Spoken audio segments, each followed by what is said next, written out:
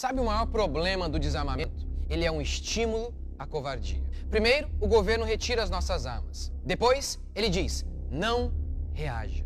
Por isso, vemos mulheres em plena luz do dia sendo assaltados nas ruas de nosso país. E ninguém faz nada.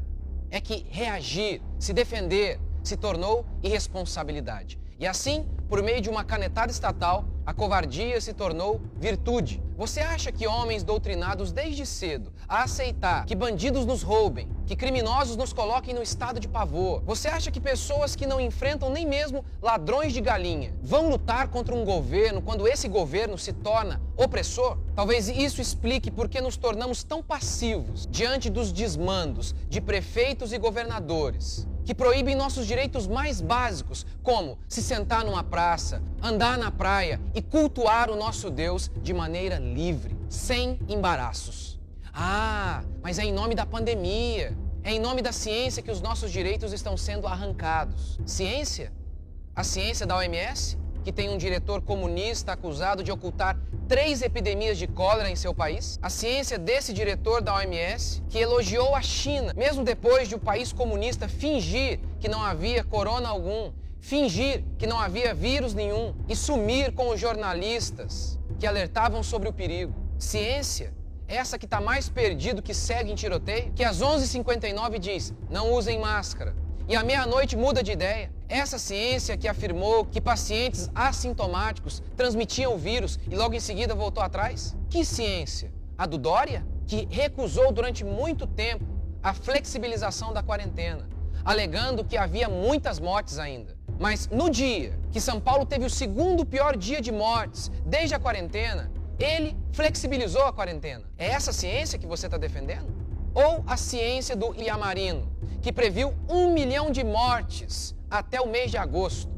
O que a gente vê pela frente aqui é 1 milhão de pessoas mortas, ou mais, até o final de agosto. Que ciência? Foi essa ciência que influenciou os prefeitos e governadores a adotarem medidas estúpidas durante a flexibilização da quarentena?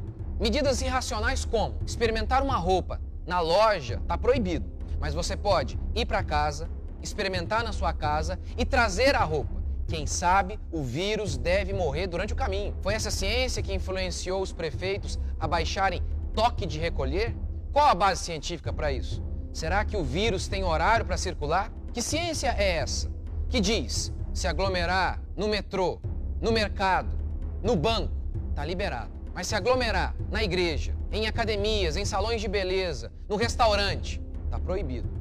Qual a base científica para dizer que somente no mercado já não é o suficiente para contaminar todo mundo? Será que na fila dos frios o vírus não te atinge porque o vírus tem rejeição à lactose? Será que naqueles metrôs lotados o vírus não chega porque o vírus tem rejeição à suvaqueira? Foi essa ciência que influenciou os prefeitos a reabrirem os comércios em horários reduzidos? Assim, aquela pessoa que poderia ir ao comércio de manhã, agora ela vai se aglomerar à tarde. Isso é o quê? Canalice ou jumentice? Devemos voltar a aprender a ser homens. E homens lutam. Homens protegem os seus.